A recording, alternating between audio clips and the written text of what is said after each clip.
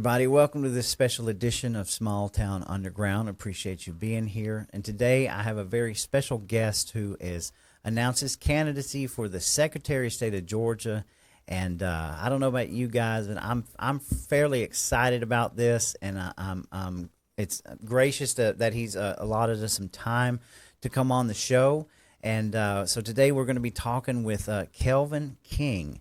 And it's an honor to be with you, Kelvin. I tell you right now, I'm excited about your candidacy. I got to sit through the Walker County GOP a couple weeks ago and film you, and you were there with your lovely wife, Janelle, who we've been watching and supporting through the state election board. And so it's an honor to be with you today, sir, and welcome to the show. Hey, Roy, thanks for having me, and it's an honor to be here with you and your constituents and listeners. I thank you for throwing a shout out to my wonderful, beautiful wife, Janelle. I just love her to death, and I think together we're a strong team, and we look forward to making some really good things happen, or continuing to make some really good things happen for the state of Georgia. I absolutely agree. And so starting, we want to kind of introduce you to people who may not know who you are, give them a little background. So why don't you tell the viewers who you are? I know that you ran for Senate. Just give us your background, sir. Yeah, sure. No problem. I'm Georgia born and raised. I was born in Bibb County back in '74. And the reason why I bring up that date is because it was the year after Roe v. Wade. And that's an important part of my upbringing. My mom was only 15 when she birthed me. So I was an unplanned baby, unplanned pregnancy, and I'm just thankful that the decision was made to obviously keep me. My folks did marry. They tried to do the right thing, and they did marry about 3 years later or 5 years later. Okay, and it was just a normal marriage at that point. We were in Macon, Georgia, and shortly after, for some economic reasons, they moved up to the Atlanta area, actually Cobb County. Okay. So I attended like third grade through high school in Cobb County. And shortly after we moved to Cobb County, things, the wheels fell off the wagon in my house and my family. My father started doing drugs, beating up on my mother, domestic violence in the home. It was difficult, very difficult. Those were some pretty scary times, challenging times. He ended up leaving. So my mom had 2 kids, and it was tough. No support. He was in prison. And it was just, a challenging situation. Mm-hmm. I mean, I can fast forward it and say that he's since been saved, and he's trying to do the right thing. So that's wonderful. That is wonderful. But during this time, it was tough. My grandmother stepped up to the plate, though. She retired early from Robins Air Force Base. She worked as a civilian there. And, she would send us money and food. And I was able to finish high school, graduate with honors. I was in a gifted program. I was a pretty good student. And I was a pretty good athlete, too. So I ended up getting an appointment to the Air Force Academy. Okay. Thank God. It changed my life, Roy. To be honest with you. We couldn't pay for school. We had to get a scholarship. I had to get a scholarship. Right. I got you. So I did get an appointment to the Air Force Academy. And, again, that was the best thing that could have ever happened to me in terms of my maturity and development and the opportunities that came after that and understanding service. I played football there. I was an all-conference football player in college. I had played against some pretty cool players. They had some pretty cool game, bowl game experiences. Right. So it was a great experience. And I graduated in 1996 from the Air Force Academy and went into the real Air Force. Right. My job was contracting. I was a procurement officer. I was a contracting officer in the Air Force. So that job entails government spending. I was that role is the only authorized role in the federal government to spend tax dollars. So whenever y'all talk about government spending, I used to do it. Right, I got you. And I bet you didn't have as much leeway as the government does on yours. Well, it's funny because a lot of people don't understand. There's a lot of rules and restrictions around procurement and spending tax dollars. I had to go through training for a couple of years, and you spend tax dollars wisely, responsibly, reasonably. And if you don't, you go to jail. That's one of the few jobs that if you don't do the job according to the rules, you will go to jail. Right. So yeah, it's a pretty high stress position, high stress job. But I only spend so much time on it is because it informs and it has given me a unique advantage over any other candidate for the Secretary of State's Right. office.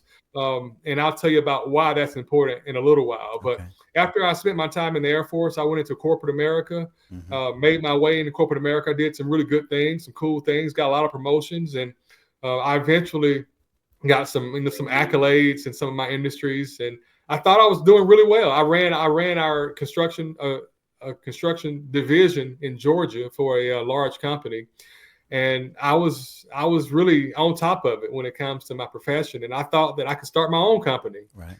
So that's what I did. I stepped out about 13 years ago, saved up some money, and started my own company from scratch. I'm a licensed general contractor, so I had to go through the state business formation, the licensing Right. processes, and that sort of thing.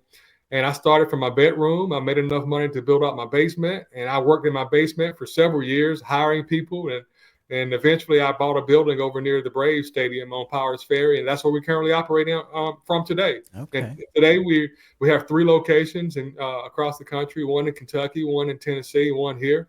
Wow. And I'm just thankful that in America you can put a lot of hard work, and it doesn't matter where you start, but what matters is the level of effort that you put into it, and you can That's right. achieve some things. So that's Wow. that's my quick business story. That's awesome. So it sounds like you've got a lot of experience, and if you've, I know how it's what it's like to try to start a business pretty much from So scratch, and a lot of people don't realize what you have to put into it, the blood, sweat, the tears to make it successful, and then you have to worry about it for a long time. So, yep. I've gone years without taking income, and you know, just living lean. People used to laugh at me about with the truck I drove. I drove a '98 4Runner up until about 2018. So wow. I got you. Well, that's from your humble upbringing. That's what it's, 2016. that's being a blue collar worker, somebody who's been down in the ditch and had to work. And that, I think that identifies with a lot of people now, especially getting into politics, because we're kind of tired of this kind of status quo establishment stuff. We want real people with real life experiences that are bringing real things to the table. Yes, sir. And Yes, so, sir. And that's one of the reasons why I decided to run for Secretary of State. right. I actually ran for U.S. Senate a few Okay. years ago. Yes, sir. That was a tough one because I had never done any politics in my whole life. I'm just a business guy, Right. and I'm not just a business guy. I'm a rough construction guy. I mean, Hmm. I can talk construction, Right. uh, but I wasn't. I'm not really the political guy.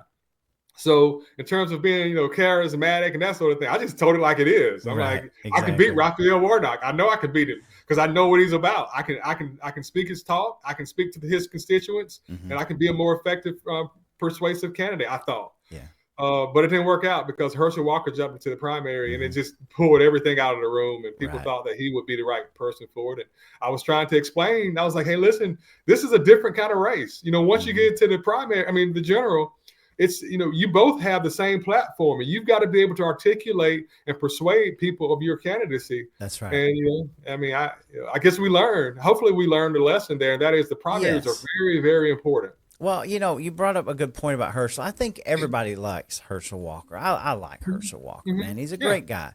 But I mean, this is me talking. It's more like he would have been a placeholder to fill a Republican spot, right?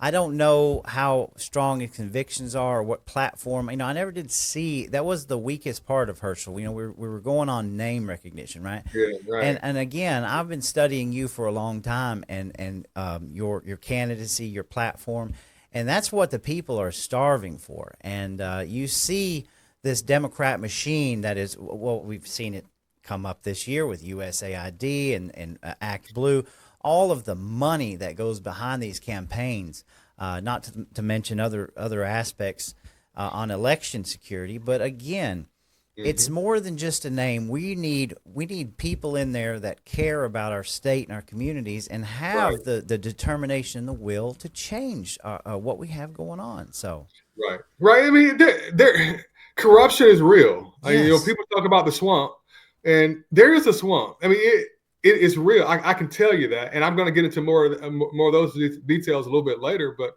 I call myself a conservative Republican anti-swamp because I can be crass at times. right, And that's where I come from. And I think hmm people believe that I'm telling them the truth because I don't sugarcoat it and I don't right, have anything to hide. Before I ran for U.S. Senate, I spoke with I was at a convention. I was at the Republican convention. I spoke with the old chairperson of our party. His name was John Watson. And he was like, Kelvin, you're a pretty sharp guy, great background. When are you going to throw your hat in the ring? Mm-hmm.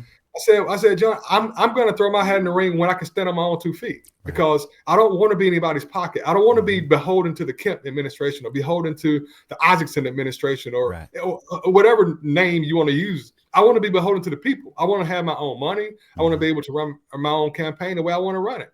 It took me a few years because I had a growing company, but I thought that the U.S. Senate race was the race because I didn't see anybody that could beat Raphael Warnock. I know. And one thing that I wanted to do and that I did accomplish in that race, and that is I wanted to make sure that I visited every county in the state of Georgia, because as a regular citizen, I used to always wonder, I'm like, these politicians blow up the advertising in Metro Atlanta or Savannah or Columbus. They blow up the advertising there. I'm like, but there's a lot of Georgians that live in Rabun and Dade and Walker. And I'm thinking to myself, if I lived there, I would want that candidate to come to my community to see how I live, so they can speak intelligently and make good decisions about me and my health and my environment. That's right.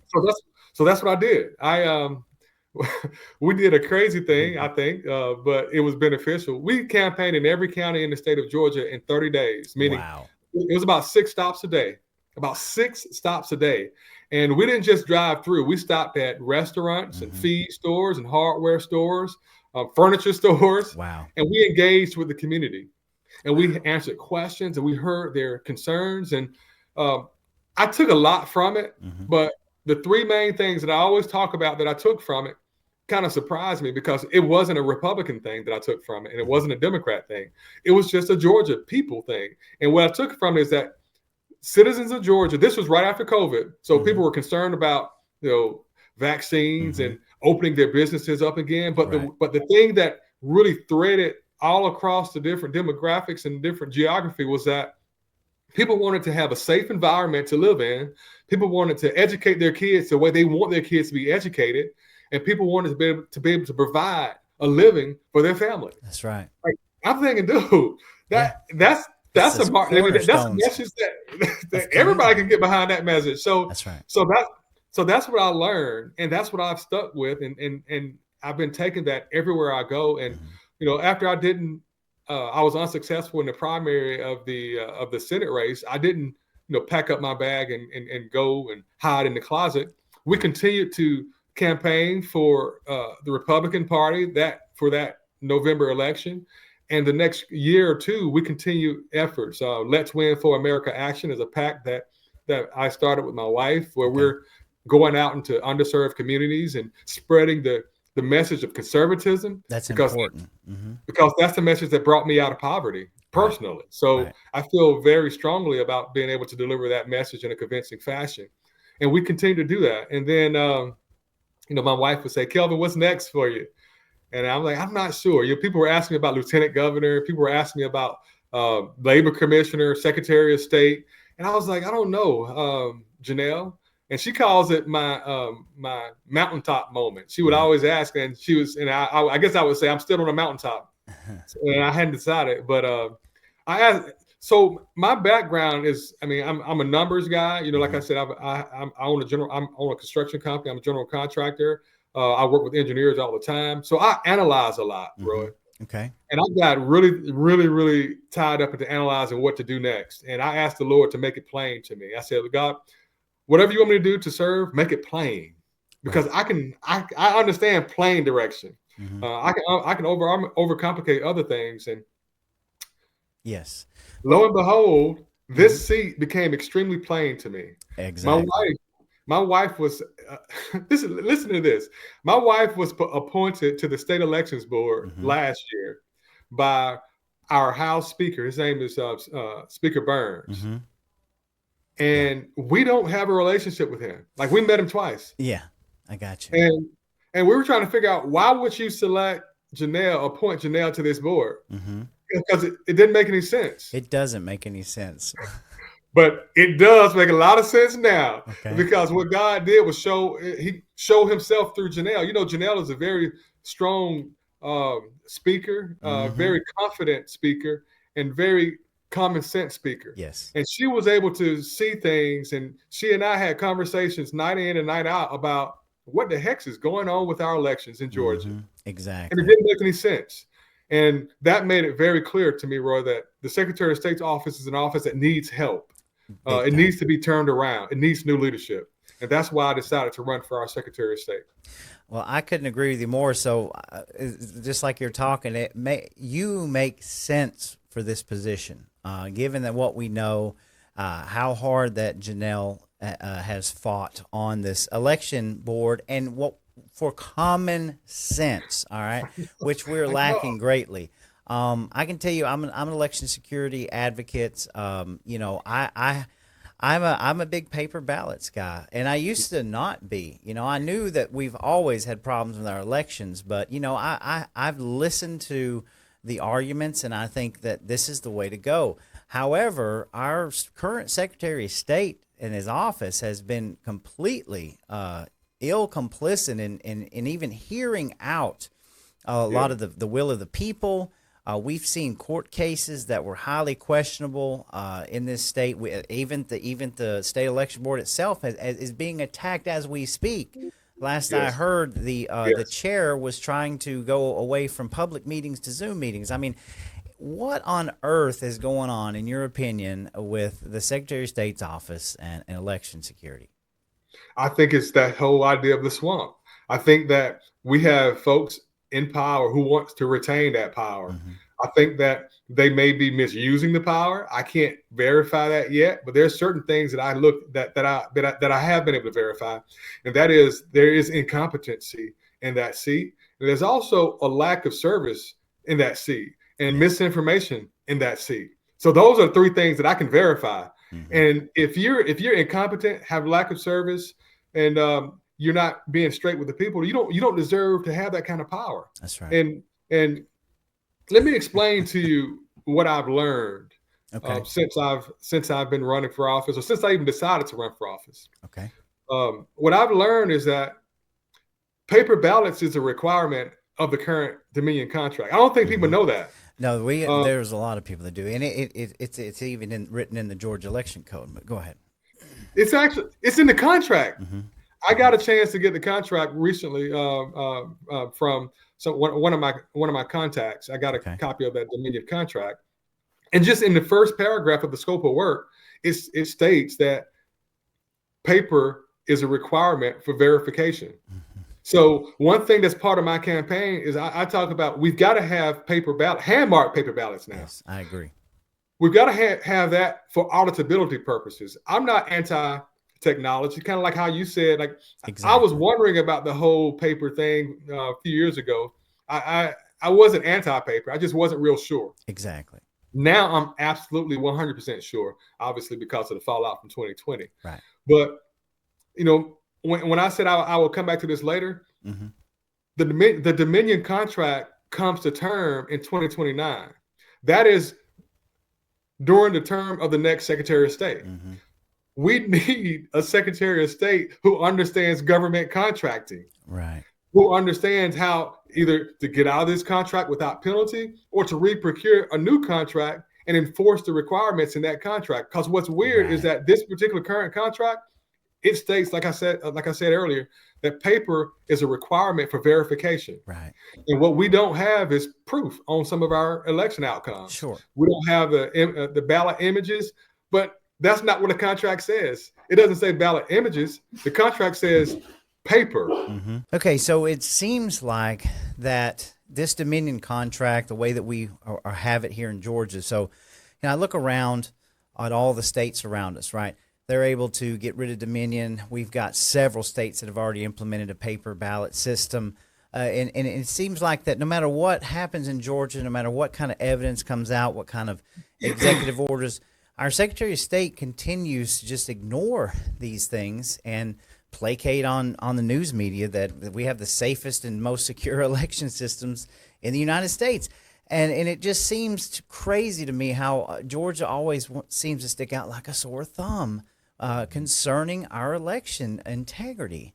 And I don't understand that. We have Janelle and the SEB, who I thought got very close to the fire last year, and in implementing some rules and regulations that could have helped us moving into 26. Right. Our legislature, we passed it to get rid of the QR codes. We still have the QR codes.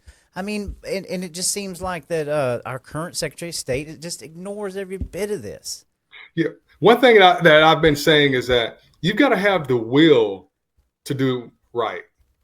Just because something is passed or a directive is given, you can probably finagle your way into delaying or avoiding in order to not, be held accountable.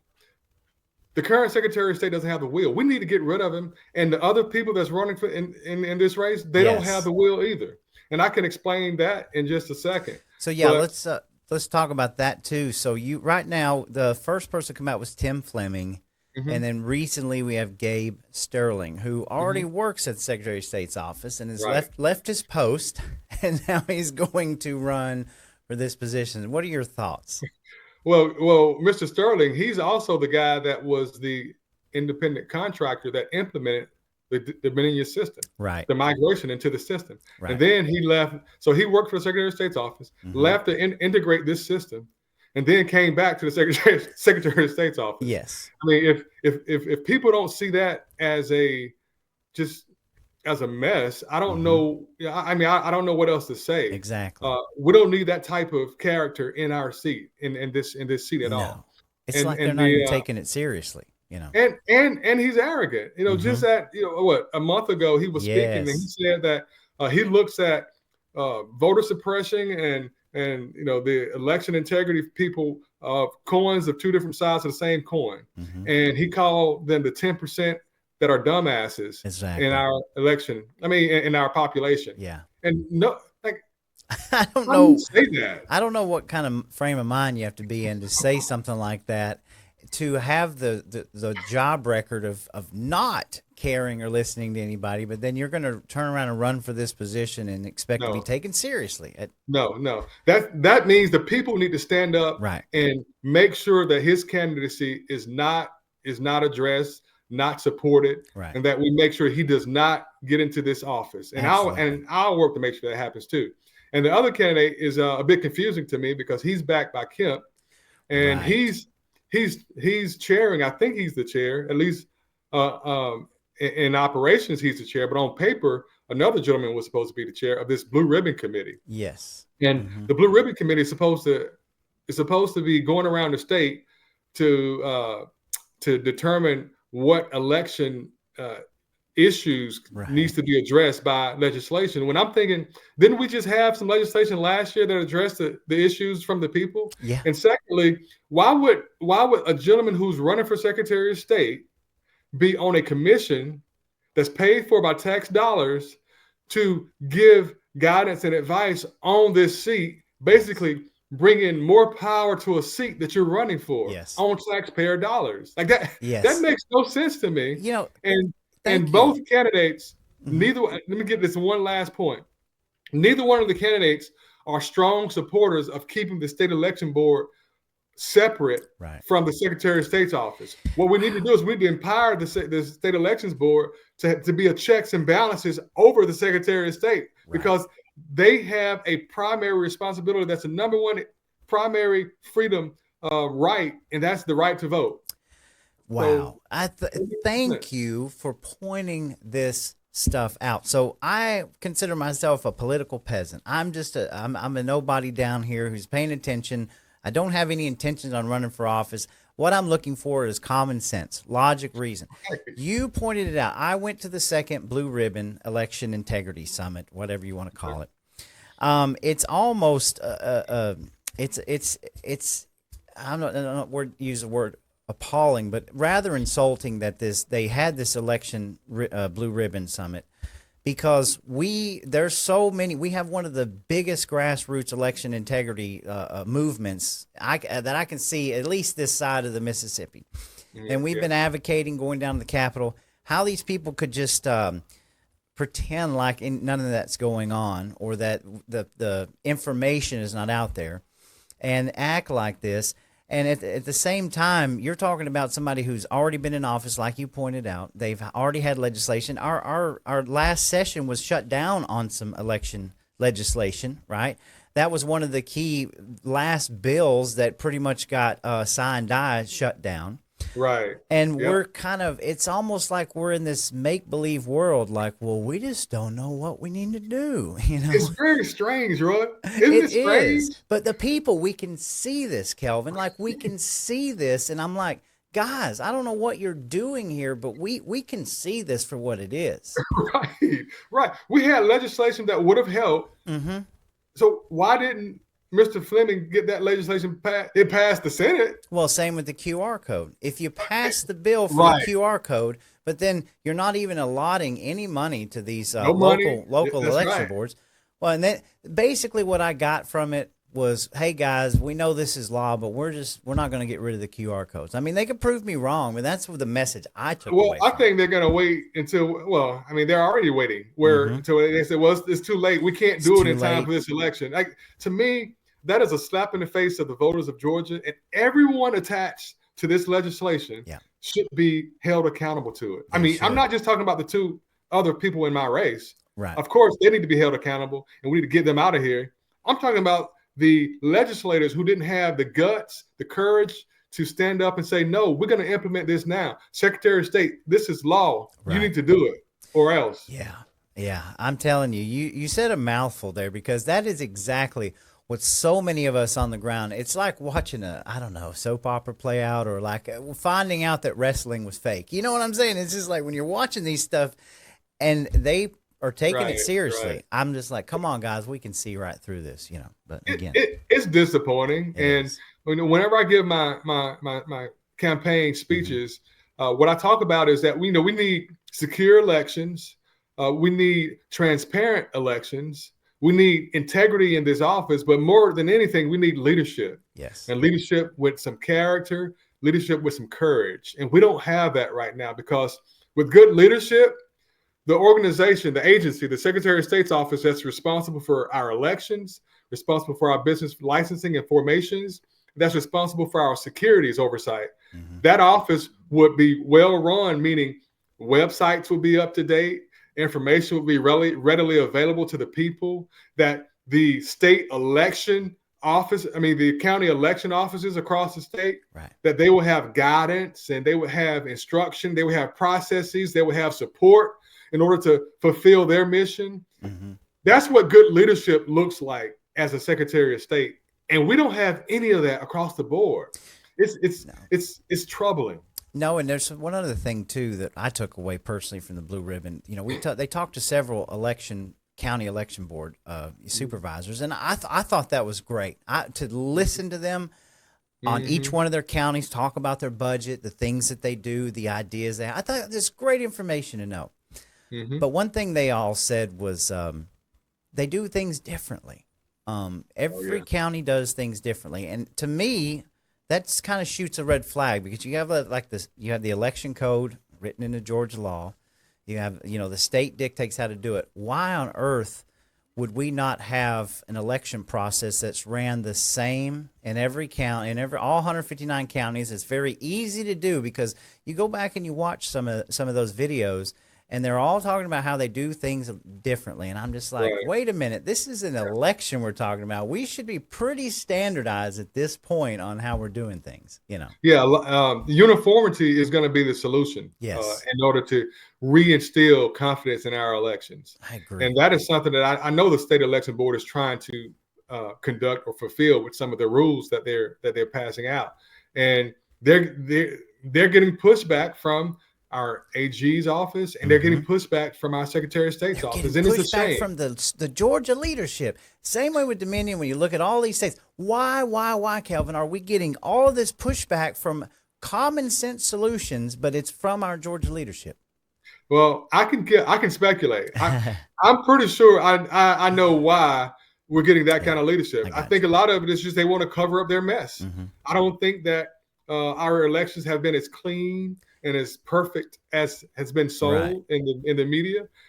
If they had been, there wouldn't be hundreds of cases of election issues that the state board has to see. That's right. So obviously there's issues with our election. So that's a conflict right there. Mm-hmm. So what I'm concerned about though is that if you continue to put the same group of people that's on the same teams and the same families into these authority positions, you're going to continue to get the cover up. That's right. And you won't, but you won't fix the elections. Mm-hmm. You're going to always have situations where there's always a little bit of cheating or a little bit of fraud. Mm-hmm. Exactly. And that's not okay. Like we become, well, some of us hadn't. They want us to become accustomed to, okay, a little bit of fraud is okay. Sure. But the outcome is trusted. No. I don't trust outcomes when there's fraud. No, absolutely not. Example after example after example of those issues. What about Fulton County here? You know, what we have going on in Fulton County, a blatant disregard for the law. You have zero input from, very little from leadership right now. But imagine if this were Republicans that were doing this to Democrats. Not only would they have an entire, nationwide media uproar, but everybody and their brother would be coming down on this election board. And the conservatives are the people who try to play by the rules and try to do the right thing regardless.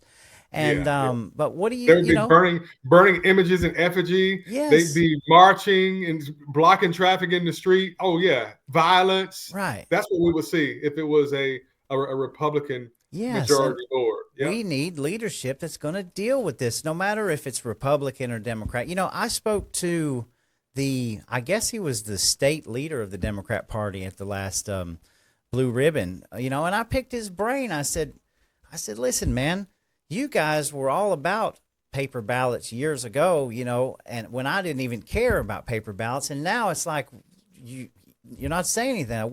What is going on here? I said I've never met anybody in my entire life who said I want an election system that will leave out minorities or hurt an individual or community. I said we are looking for transparency. I said I don't care who wins, whatever you put an R or D next to his name. I want to know that it is transparent and it is correct, done right, integral.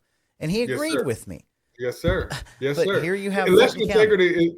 Election integrity is not partisan. Yes, correct. And that's why we've got to be able to articulate and communicate our real concerns. Mm-hmm.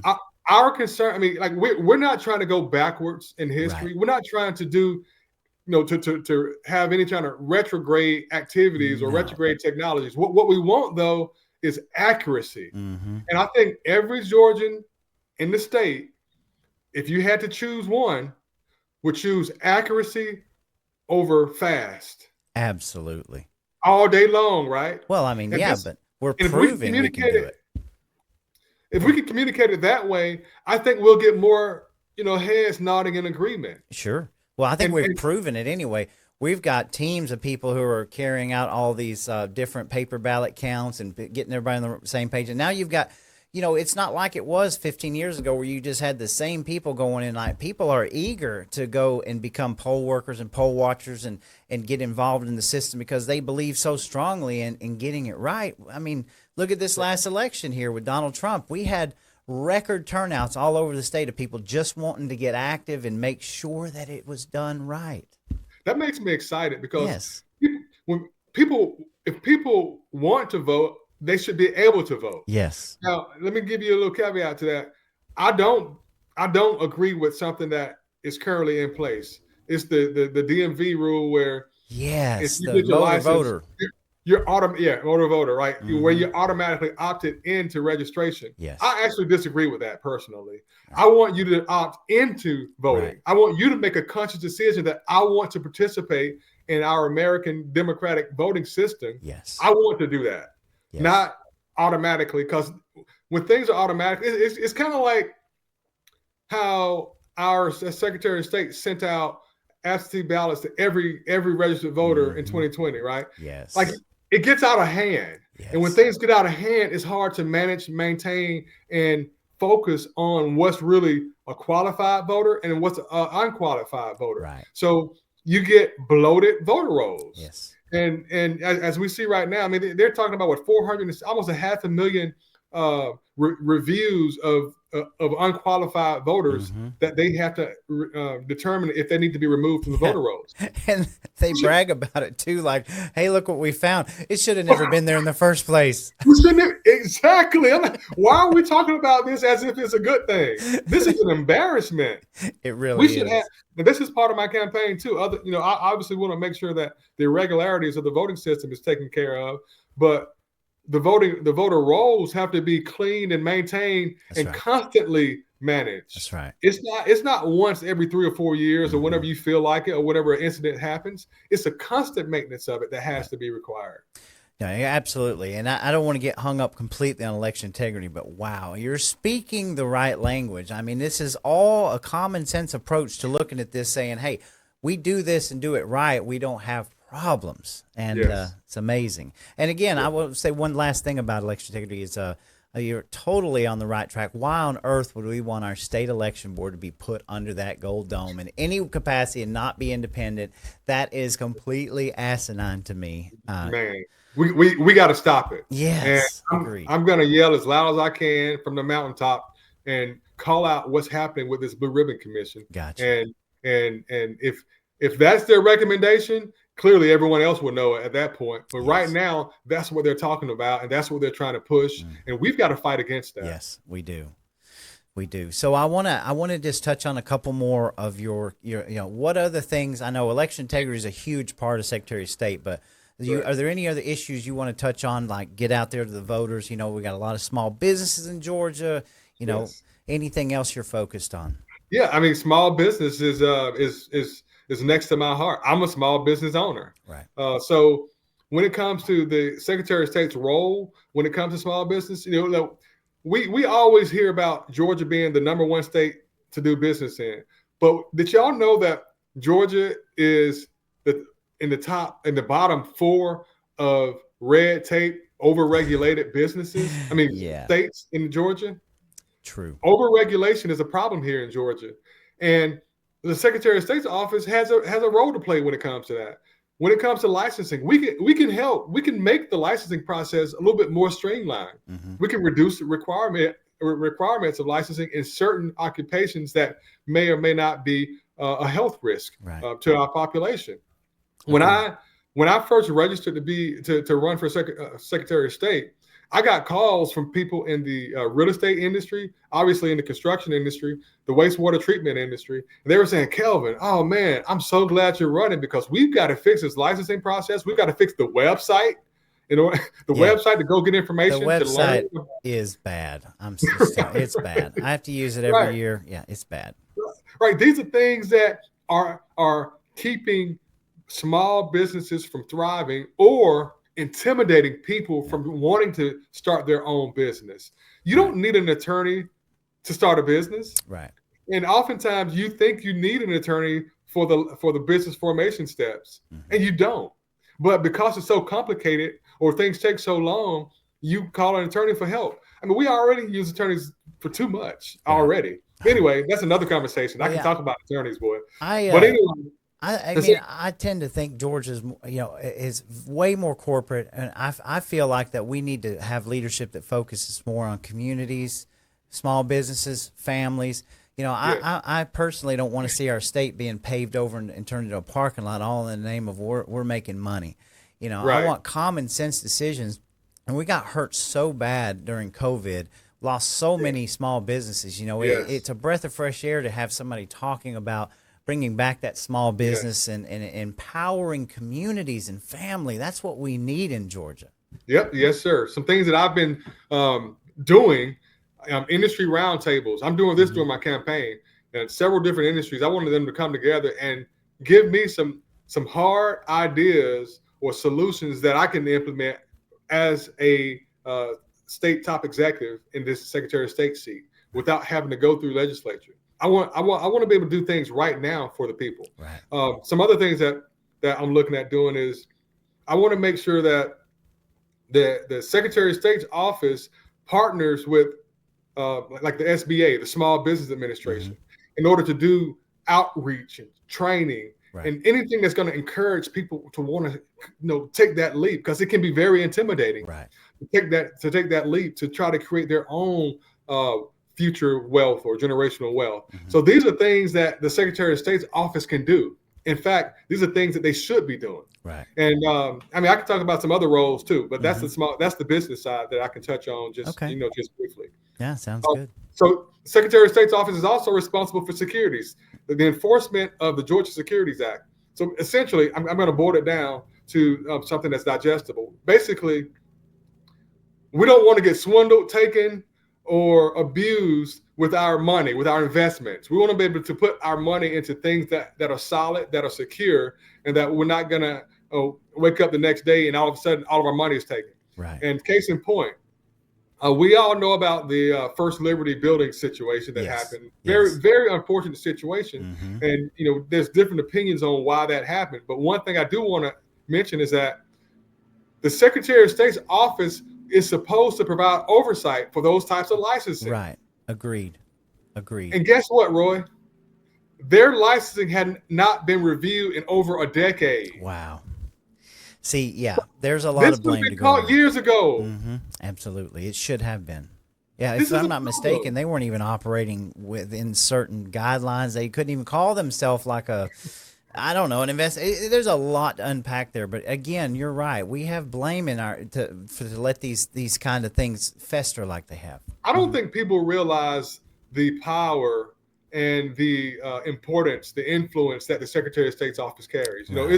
They say it's the third most powerful seat: governor, lieutenant governor, and then Secretary of State. Right. Mm-hmm. But lieutenant governor doesn't have any executive power or executive authority. Mm-hmm. Only the governor does. So I would say it's the number 2 most powerful seat in the state of Georgia in terms of being able to make things happen right now for the people. So we need competent, trustworthy, courageous people in this seat that believes in openness and transparency. Yeah, independent thinkers. We need people that are just filling positions to tie it all together. What we need is independent oversight in each one of these positions, and then they come together.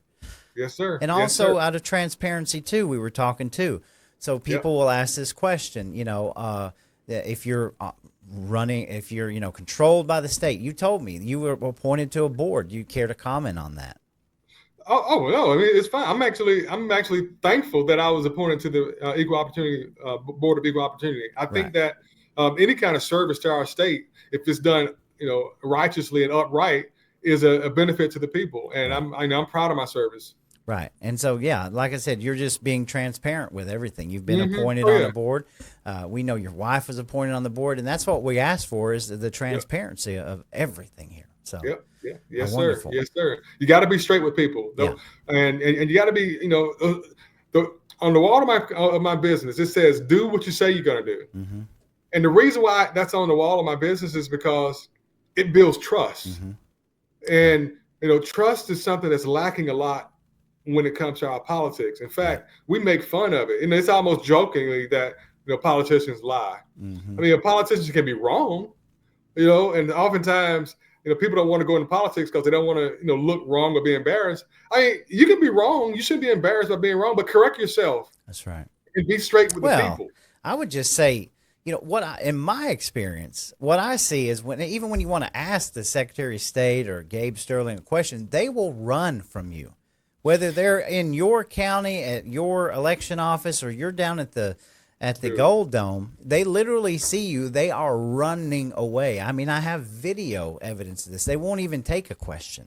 There's no courage. That's crazy. Why would you elect somebody with no courage? I know. And so I asked you this question at the Walker GOP, but will you uphold to have an open door policy and listen to the people? And it doesn't mean that the people are going to hijack you, but at least do we know that we're going to have open door, be able to at least get some sort of,